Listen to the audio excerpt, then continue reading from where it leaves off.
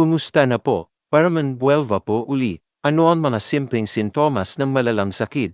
May mga karamdaman na minsan ay hindi mo masyadong pinapansin dahil sa pag-aakalang ito'y simpleng sakit lang at malayo naman maging dahilan ng iyong maagang kamatayan. Pero, sa totoo lang mayroong mga simpleng sintomas ng sakit na hindi mo alam ay sintomas pala ng matinding problema sa kalusugan gaya ng pagkakaroon ng sakit sa puso. Narito ang ilang simpleng sakit na hindi mo dapat ipagwalang bahala.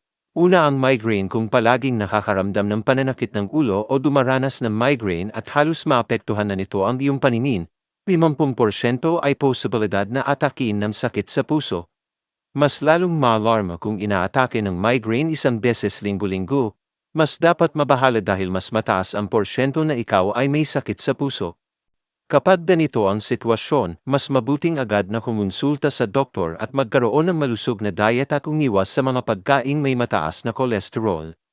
High blood pressure. Noon, malaki ang pagtataka ng mga doktor bakit magkadugtong ang sakit na high blood pressure at diabetes.